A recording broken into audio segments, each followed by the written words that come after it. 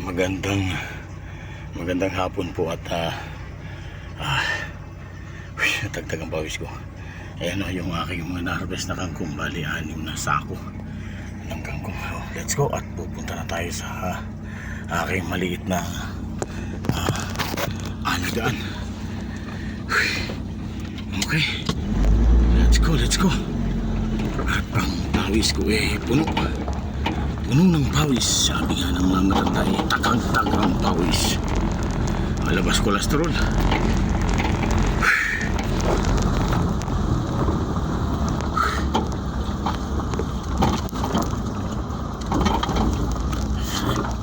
Medyo malalim pala rito.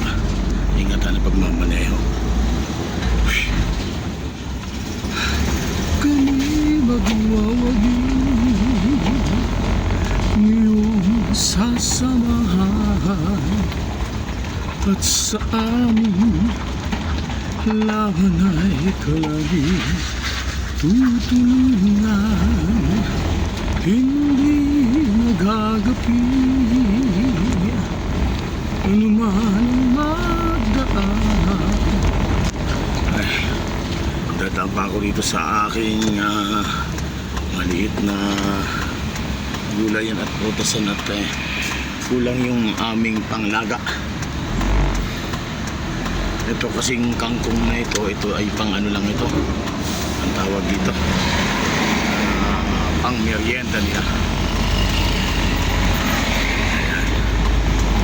Okay. Pag-asa ay mararating, buhay walang hanggan.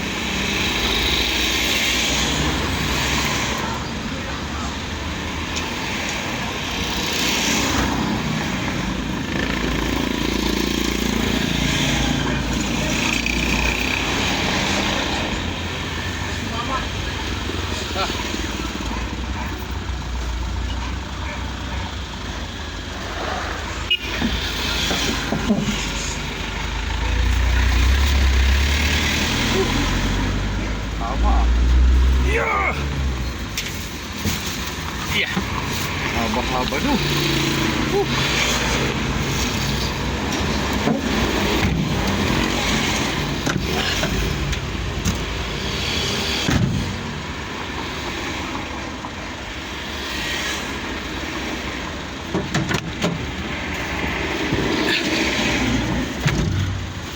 Okay. Ay, hindi ko pala. Natay ko pala. Ay, talaga naman. Pag tumatanda at kalbo na, malakas makalimot.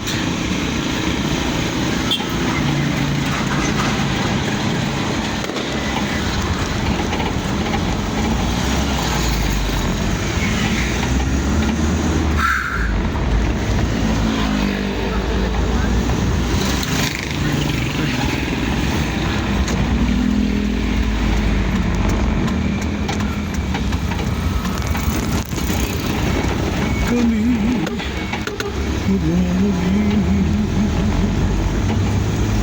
ngayong sasamahan at sa aming laban ay payan. Bakit na tayo ng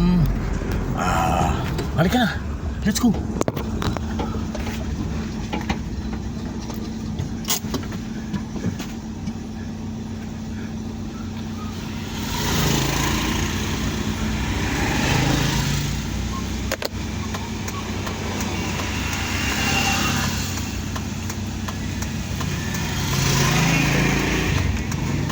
Mahal, handa kita rito.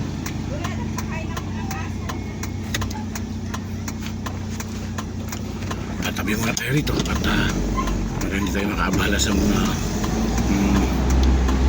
biyahero. Yan. Okay.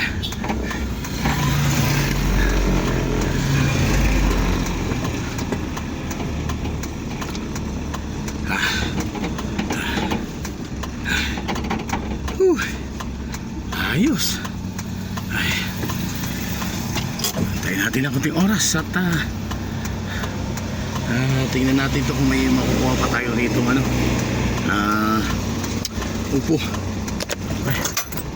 May makukuha pa tayo rito upo. Ayan. Oh, hindi na to nakakarating sa tindahan. Pinapakaw na rito gawa ng mga batang upo ito. Magaganda. Ayan oh. Oh, yan oh. Oh, ito yung upo. Yan. Gawa ng pakyaw-pakyaw na lang ang pero sa ngayon medyo ano na pa isa-isa na lang ang bunga. Kasagsaga na kasi nung nag-harvest nung isang araw. Dito naman yung ating tingnan natin yung picture ni Kuya Unad. Oh, yun oh. Yun lang. Hindi niya nilagyan ng fertilizer. Oh. Pero itong yung magandang igulay na pechay, malambot siya. Yan, ito po yung mga pechay natin. Oh. Yan. Medyo hindi na ni Kuya Unad. Oh, marami din pala sila rito sitaw. Oh. Ayan po yung sitaw ni Kuya Unad. Ayan oh. Tingnan nyo po ayan, marami na siyang na-harvest yan. Halos na niya na. Ayun, hanggang doon. Ayun, sa doon. Ayan. Ayan, yung mga taniman itong magkakapitbahay yan. Ito, marami to oh. Pag ito'y namunga, namulaklak, ay madami kang maibebenta. Ito yung tinatawag na kathuray. Ayan, kaso lang pag namulaklak ng ganyan, dapat hindi mo siya paabutin sa bulaklak ay bunga. Kasi pag namungang ganyan, hihina yung kanyang pamumulaklak ng katuray. Okay, at inaantay ko yung ating misis at kami pupunta sa maliit na taniman. Okay, bumarahin na tayo dito. Ito po yung way to San Fernando. Ito naman yung mga galing ng school, mga pauwi na sila. Okay,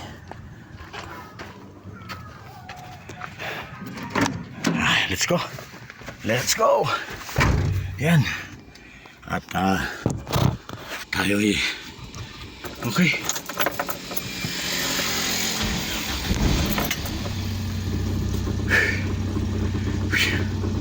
Let's go.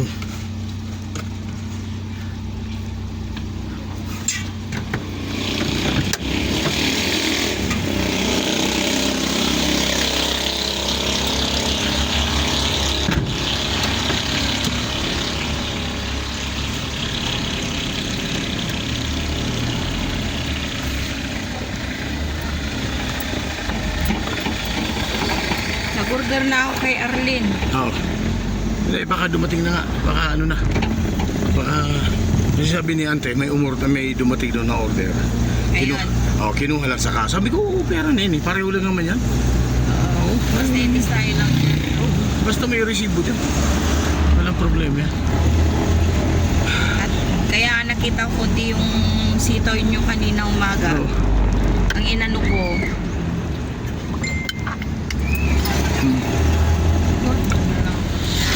Ilista mo na lahat, padala na lang natin sa tricycle kako. Yung lahat na, yung wala na.